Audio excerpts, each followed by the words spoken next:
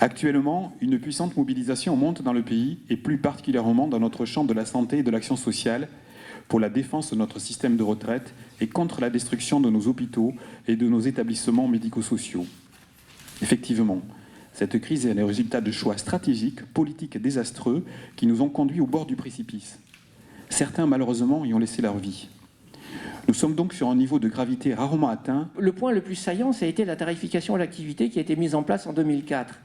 Au départ, cette tarification, c'est-à-dire le financement des hôpitaux, était à 50% par la T2A, mais c'est passé très rapidement à 100% en 2008. Et on est au cœur de la contradiction d'un hôpital qui est censé défendre les valeurs du service public, puisqu'il est contraint de se comporter comme une entreprise commerciale. Depuis 15 ans, le volume des soins augmente de 2 à 3%, mais comme les moyens sont diminués, la seule manière d'essayer d'équilibrer les budgets, c'est de faire justement cette course à l'activité. De fait, depuis 2008, le déséquilibre budgétaire ainsi créé affecte la majorité des hôpitaux publics. On arrive au plan triennal gouvernemental 2015-2017 avec un objectif toujours pareil, de réduction des dépenses publiques hospitalières de 1 milliard par an, soit chaque année 22 000 emplois et 16 000 lits. Et on le baptise virage ambulatoire. La loi de transformation de la fonction publique va aggraver les choses. Elle est datée du 6 août 2019. Elle développe les rémunérations variables au mérite. Elle va à l'encontre de la reconnaissance des qualifications et de l'expérience professionnelle. Elle accroît la dépendance vis-à-vis des DG d'ARS et des chefs d'établissement pivot des GHT. Elle attaque la démocratie sociale avec la fusion des CTE et des CHSCT. En 2019, 1 milliard ont été retirés de la masse salariale des hôpitaux, ce qui représente 30 000 emplois. Le financement des EHPAD, lui, devrait s'élever à 20 milliards, alors qu'il était de 22 milliards en 2018. On sait que le personnel est attaché à son, entre guillemets, à son outil de travail, qu'il éprouve une certaine satisfaction à bien travailler, mais il y a une insatisfaction globalement majoritaire ressentie par les agents. Cette insatisfaction doit se traduire en levier d'action. Comment déclencher une enquête du CHSCT, maintenant avec le CSE, et comment et quand exercer collectivement un droit de retrait ou d'alerte quand les moyens sont insuffisants. On en arrive à un point où la perversité de la gouvernance fait des salariés les acteurs de la destruction de leur outil de travail. Donc ça veut dire que les filles se sont dit, si on veut arriver à faire ce qu'on a à faire, donc on est en conflit de valeurs pour des soignants, il faut qu'on passe en 12 heures. Le souhait des gens de se dire, bah ouais, si je viens 12 heures, du coup je serai moins là. Mais en fait non, c'est ça qu'il faut qu'ils comprennent, parce que le fait de mettre en place des 12 heures, ça va supprimer forcément des postes. Et donc, à un moment donné, ça va coaquer. Il y a peut-être une façon assez simple, c'est de rappeler que la direction n'a pas besoin de notre accord, et que notre position ne remettra pas en cause. Ce qui peut remettre en cause les 12 heures, c'est le rapport de force avec les collègues. Et là, le second argument, qui marche assez bien en général, c'est de dire, écoutez, si nous, on ne s'oppose pas aux 12 heures, demain, si vous avez un accident trajet-travail, si vous avez une erreur parce qu'en fin de service, il y a plus d'erreurs, etc., eh bien le juge dira, écoutez, même vos représentants n'étaient pas opposés à cette organisation, donc oui, c'est de votre faute. Si aujourd'hui il y a 3 équipes 24-24, c'est bien parce qu'il y a du boulot pour 3 équipes 24-24 et pas pour 2 équipes 2 fois 12. Ce qui relève déjà des premiers échanges, c'est que c'est la responsabilité de l'employeur qu'il faut bien remettre au goût du jour, et on va le voir également sur la lutte contre les violences, que c'est également ça qu'il faut remettre sur la table et expliquer à tous les agents que même s'ils acceptent les 12 heures, qu'est-ce qu'il va y avoir derrière s'ils ont un accident du travail, et aussi rappeler les obligations de l'employeur, notamment contre les violences. Actuellement, il y a les textes qui sont en train d'être vus pour l'entrée en vigueur concernant l'égalité pro et la lutte contre les violences. Il y a un plan d'action qui sera obligatoire d'être mis en place dans la fonction publique. Donc maintenant, à nous aussi, syndicats, parce que, encore une fois, il y avait un accord égalité 2013 qui a été très peu décliné dans les établissements. Comment on se saisit de ça pour apporter des positions et des revendications CGT ? Les dispositions du règlement intérieur du CHSCT, donc ça c'est important parce que bien souvent ce n'est pas fait. Donc quelles sont les dispositions relatives au harcèlement moral et qui doit être affiché partout bien sûr. et notamment dans les accords égalité secteur privé, où, encore une fois, les violences, bien souvent, ils ne veulent pas en entendre parler parce que ça ne fait pas partie de l'égalité professionnelle, sauf que les violences font partie de l'égalité entre les femmes et les hommes. Comment on travaille là-dessus avec les réactions et les actes, comment on prouve la domination, qu'elle soit domestique ou hiérarchique, et c'est exactement la même chose, que ce soit harcèlement moral ou harcèlement sexuel, parce que les méthodes de harcèlement sont les mêmes au niveau de la prise de pouvoir sur la personne. 70% des victimes de harcèlement sexuel au travail n'en ont jamais parlé. Donc c'est vraiment intéressant dans les entreprises, dans les établissements, de faire des questionnaires, de diffuser des questionnaires anonymes qui vous rejoignent au syndicat pour justement voir un petit peu l'ampleur. Par exemple, 5% des viols et 25% des agressions sexuelles se produisent sur les lieux de travail. Donc automatiquement, dans vos établissements, il y a eu des violences sexistes et sexuelles. Et maintenant, comment il faut y travailler? Depuis la loi 2019, dans le Code du travail, il y a un référent harcèlement dans les entreprises, et ça va être aussi sur fonction publique suite à la loi fonction publique. Donc il y aura des référents sur les violences.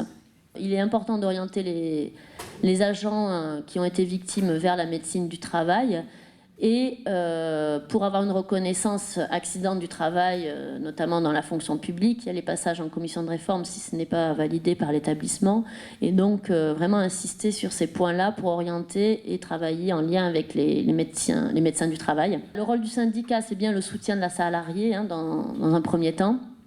Le syndicat peut également intervenir en partie intervenante, c'est-à-dire qu'elle se met aux côtés de la victime et elle peut porter en justice les dossiers, elle peut être partie civile avec la victime. Et dans un troisième cas, elle peut faire une action de substitution, c'est-à-dire que la CGT peut agir en justice pour le ou les salariés, s'ils sont plusieurs, en cas de harcèlement moral et harcèlement sexuel, c'est très important, de discrimination. Et la seule condition, c'est que la salariée ait écrit un papier comme quoi elle n'ira pas, et que du coup, la CGT peut se substituer à elle. Comment on peut faire jouer la protection et la responsabilité de l'employeur quand il y a une victime qui vient vous voir? Il y a la protection fonctionnelle, qui est une obligation de l'employeur. Elle a 3 obligations. Obligation de prévention, obligation d'assistance et obligation de réparation. Quand vous accompagnez les agents à faire une lettre de demande de protection fonctionnelle, il faut mentionner ces 3 points. C'est vraiment parce que l'employeur, bien souvent, quand vous parlez de protection fonctionnelle, il va que sur l'obligation d'assistance. On va peut-être vous aider sur l'accompagnement des frais juridiques, mais on va vous mettre un forfait, par exemple. Donc c'est là-dessus où il faut jouer, il n'y a pas de forfait. Donc il y a une obligation de prévention. Qu'est-ce que l'employeur met? Et là, s'il a défaut, si ça va ensuite plus loin, ça peut retomber sur lui.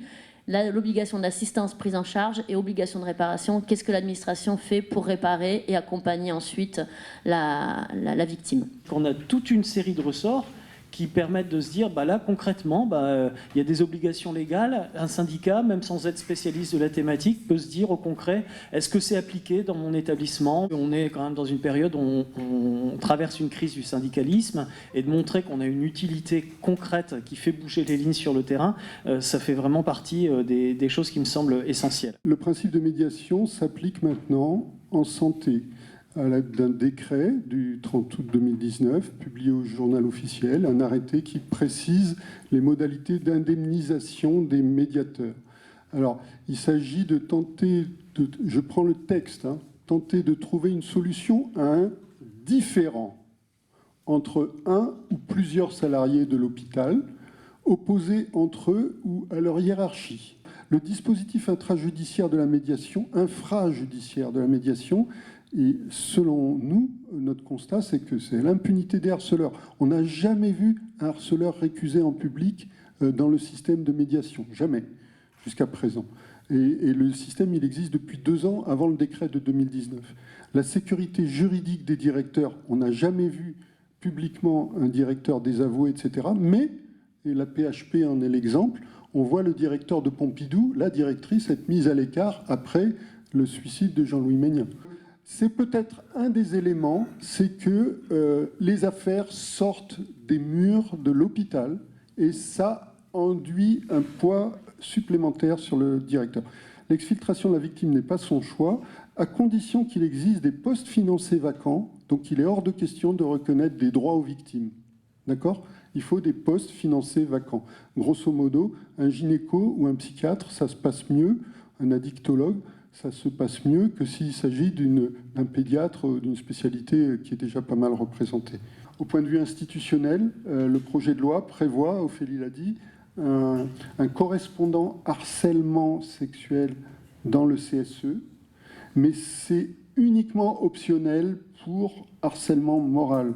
Donc, passer le message, ça vaudrait vraiment le coup que ça soit négocié. Pour finir, je dirais,